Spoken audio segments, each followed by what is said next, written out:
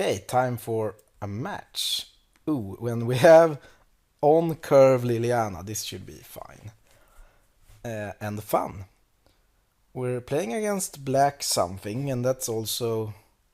I guess with the Liliana on curve, I actually could have been happy playing against some sort of aggro deck, because she's very good against low toughness creatures, like graph rats. Okay, so then I'm happy again.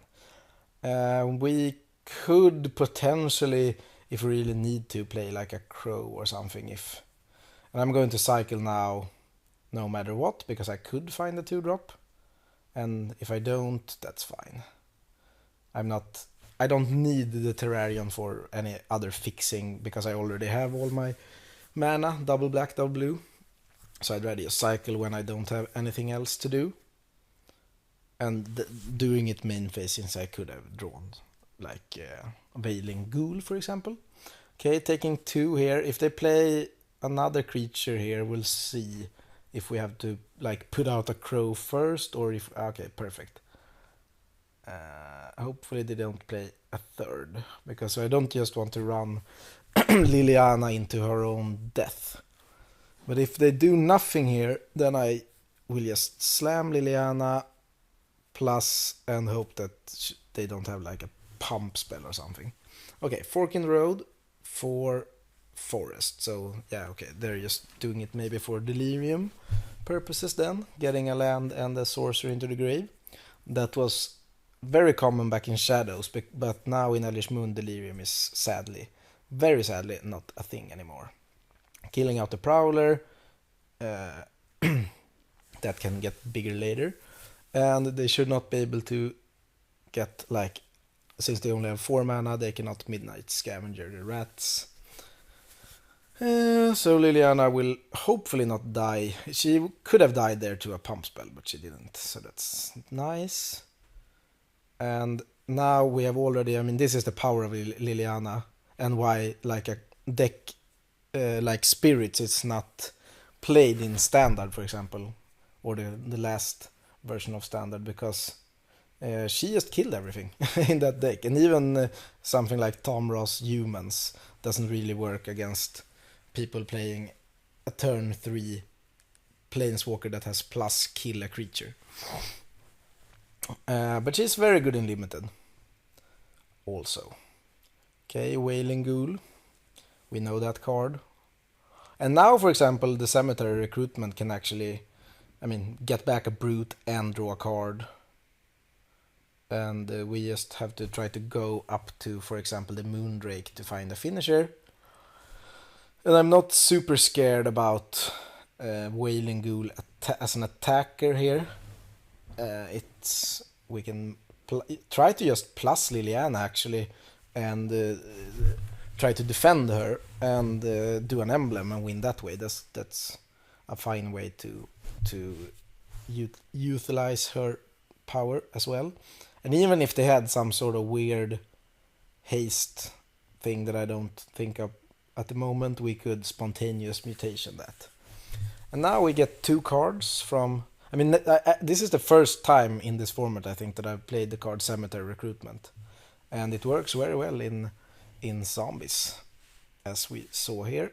And we also drew a 2-drop that we could play, which was very nice.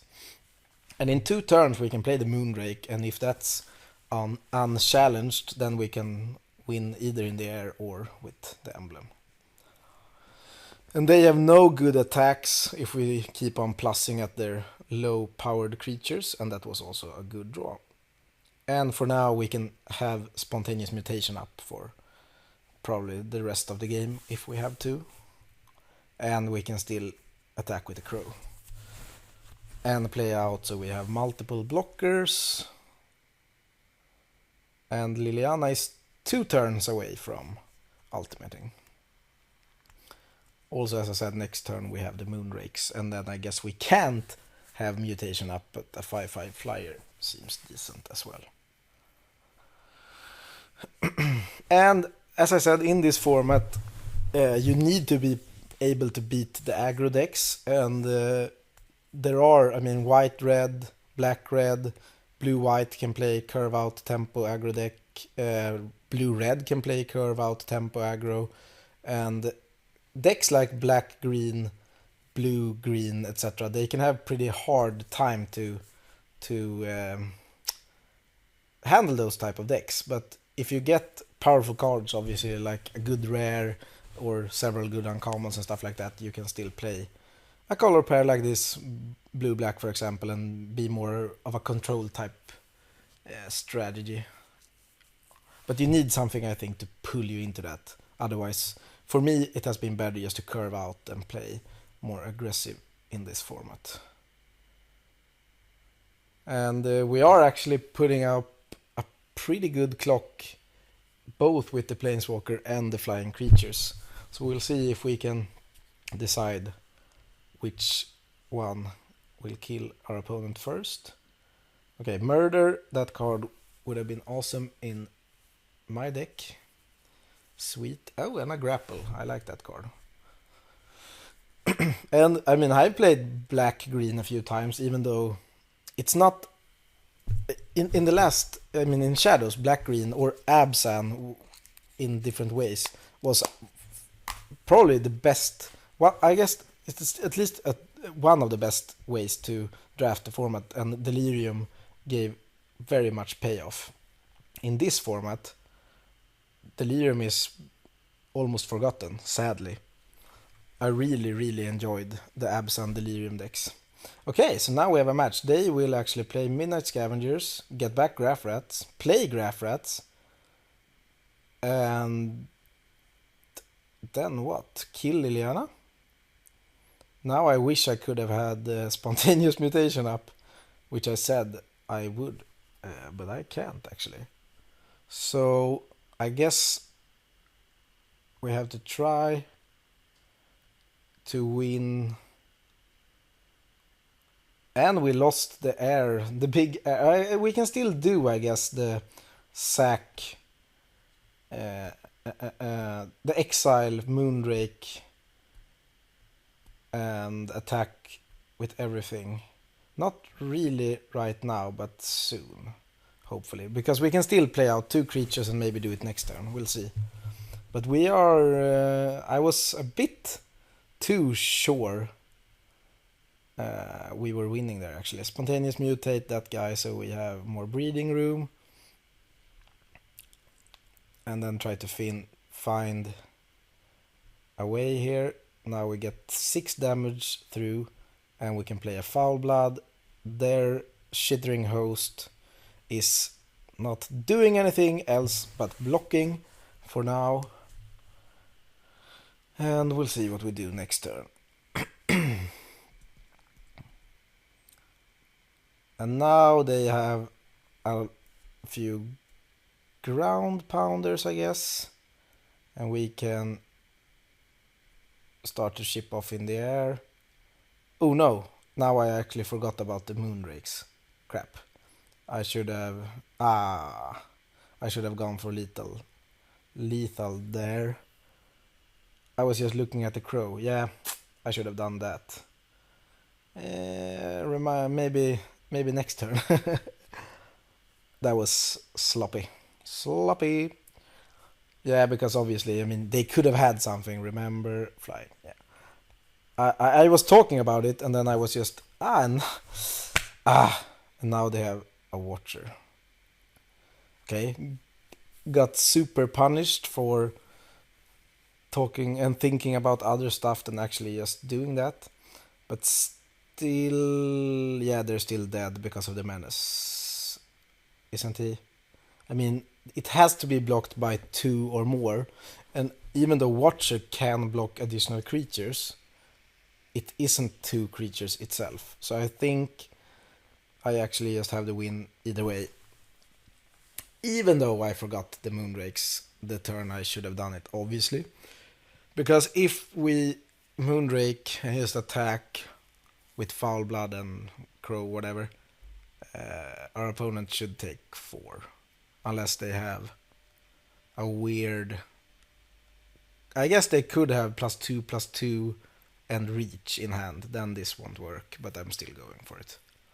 And I don't have to attack with more stuff than Foul Blood, and maybe, I mean, if this doesn't work, I want the Watcher to die, I guess. Even through. So maybe it's Wailing Ghoul. I want the Crow to still, yeah, because if I have the Crow, even if I'm wrong about this menace thing, I still have a 2-turn clock with the Crow, and we are not under any lethal pressure. But obviously, I think I could have won, and I probably could have won 2 turns ago. We'll see. So Watchers, what I think is, it should not be able to count as 2 creatures, even though it can multiple block. Yeah, there was the yellow. Yeah, no, it can't. Okay. So I missed it for a turn, and our opponent revealed a swamp. I mean, I have more lands than you do. So I don't really know why. I guess if he thought I was playing around a trick, maybe he wanted to show me he didn't have a trick. I don't know. Yeah, okay, so that worked decent. And I guess a lot was thanks to Liliana on curve. It's usually a good way to be in. I don't really know if I... Okay, just the wind is more interaction, I guess.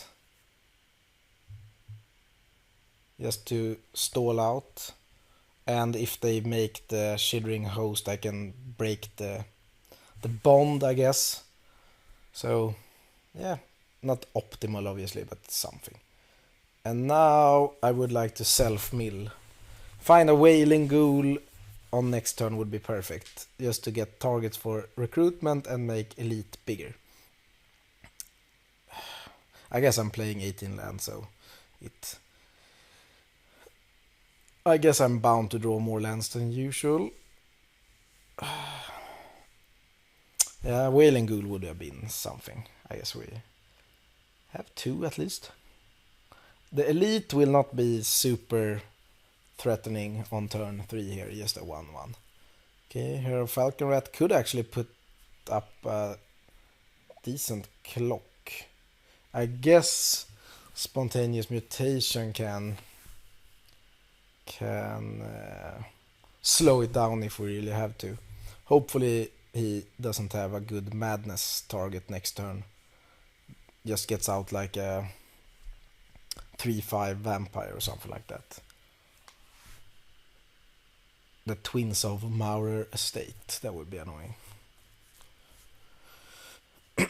Okay, he discarded a land and transformed. So probably have to spontaneous mutate that somewhere in the future. Even though our grave right now is not super filled. And we have drawn like 4 lands in a row. That's not good. I guess we could also bounce the Hare, because they actually discarded a real card to flip it and then reset it, buy some time, and then mutate it later. That's probably better. Then we take less damage, they have to replay it, and they have to re-flip it for it to be a problem. I just want to find stuff that fills my graveyard. Laboratory Brute or something. The Scavenger also wants stuff in my graveyard. I guess if he blocks the Elite, that's pretty perfect. Then we can get it back with Scavenger. Yeah, hopefully. I don't think... perfect. Okay, that was a good turn then. Because now... obviously he can do that. But still, I got another card from it and I can get it back, so I still think it was fine. But if he wanted to discard another card to it, that's also fine by me. And I wanted a target for the Scavengers, I guess. And we can still spontaneous mutate the flyer if it's annoying. And I guess it is... We don't have much removal. I guess Boon of Emrakul would be a good draw against the vampire, but otherwise we don't have much. Okay, murder again. Annoying. Okay, the Moondrake is actually online in 2 turns. So I guess we'll replay that. Sadly, the Scavenger is not a zombie, so the recruitment doesn't really work, but could be worth it.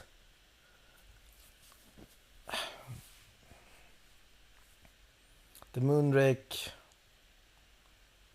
will come out next turn, but still they could just kill it, and I don't want to take too much damage.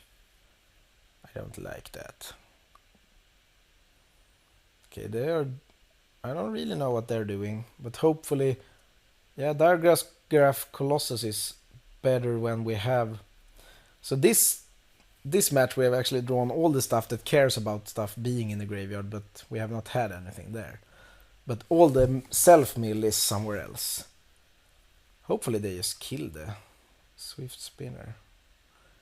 I guess they don't lose a card, so I was not hoping that much. But yeah, annoying. We haven't seen that card yet. And now I guess Diregraph Colossus is a 3/3.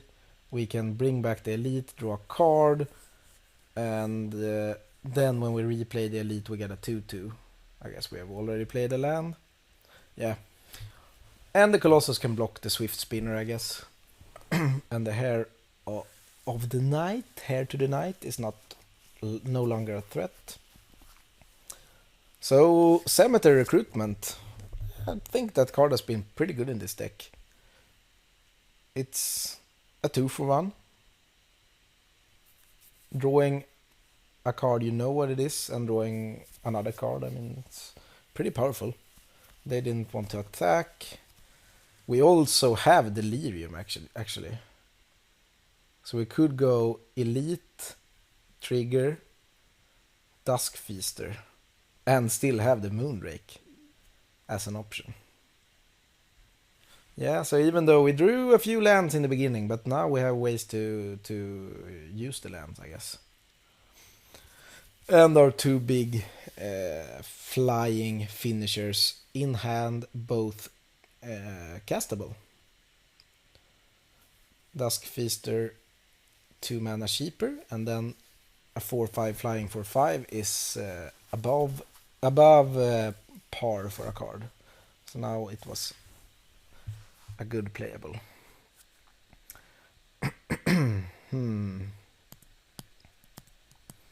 Yeah, now it looks pretty decent. Opponent has now played land number 6. They have had 4 spells in hand because they have not hit as many land drops as we have.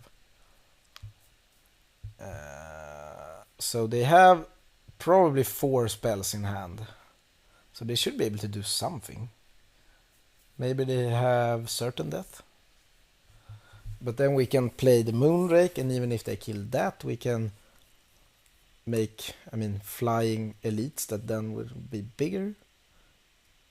Okay, Rise from the Grave. Cute. Took our scavengers and brought back the vampire. Yeah, not bad, but we still have flyers. And now actually Elite got smaller, so that was a good turn. That's the second time I felt like winning and they actually did something to come back. Now we play the Moondrakes, and we gave that guy flying, attack for 7, and basically have a very fast clock for lethal, and just hope that it works. Gavin Unhollowed will trigger another zombie and get a big blocker out.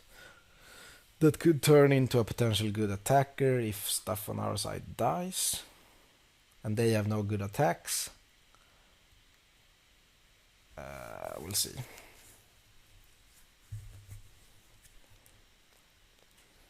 Eldritch Evolution for Ishkana. Okay, so again I was just super sure we were winning in like 2 turns, but Ishkana here is actually pretty good.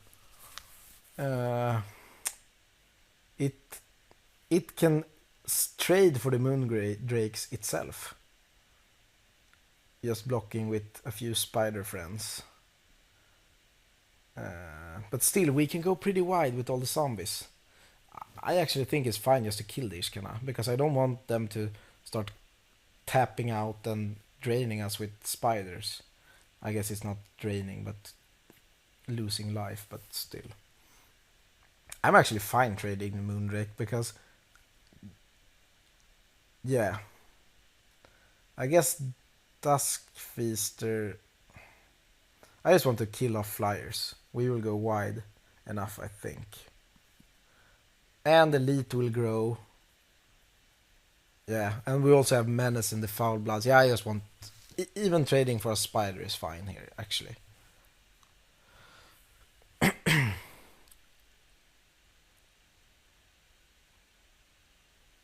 Yeah, perfect. Now we can get 2 spiders. Yeah, this was super good. We got 5 damage in, killed 2 spiders, and we can get 2 more zombies. So I'm not going to say again that we are winning. But now we have Menace, flying, big stuff, and going wide. And our opponent... I mean, maybe they can flicker it or something. I don't know. Recast Ishkana somehow. Wailing Ghoul. Yeah, I guess it's another blocker. Oh, fine. That's also a good turn. But now we can still attack. Yeah, and still go wide. Yeah. No matter what, I think they're dead next turn at least. We don't have the Suicide Squad. But we can do decent attack with the Moondrake. And also Gavin Unhallowed will grow on our side. And the Foul Bloods will also eat something, trade for something, since it has Menace. So they don't have like a free double block.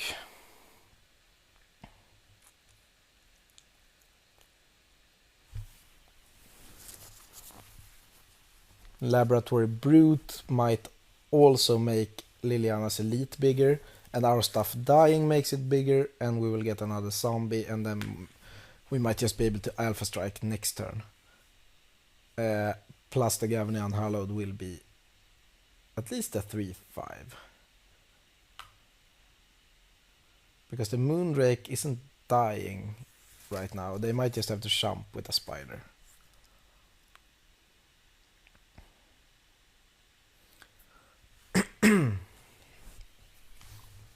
Yeah, they're...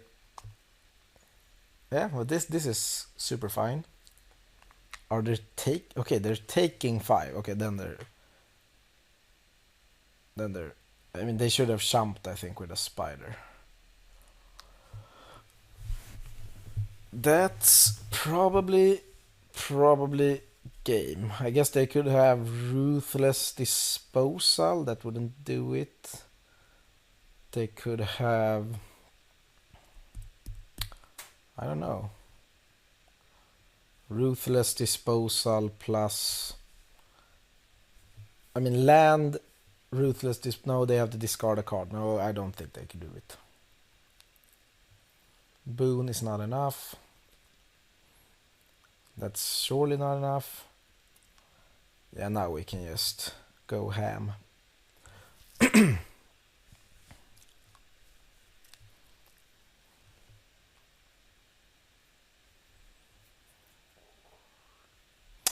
Yeah, good. So this was the first game. Liliana was coming. Second match, I also won 2-0. And in the finals, I actually lost against, I think, the perfect matchup. It was white-green humans. But the problem was I was 1-0, so 5-0 total. And then came the mulligan and mana issues. And did not draw Liliana, was not close to playing Liliana. And I just lost to creatures that actually she basically could have killed some of them. So white-green humans would have been a pretty good matchup because I have 1-3s, 2-4s, planeswalkers, etc. But it just didn't really work out in the final. So I wanted to show a game where the deck actually played out pretty decently, even though we drew a few lands too many there. Yeah, pretty fun. And I mean, the Liliana gives me I think 30 tickets or something to have in store for Eldritch Moon. That's, I guess, 1.5 weeks away from now. And super psyched about that. Let's hope we get there soon.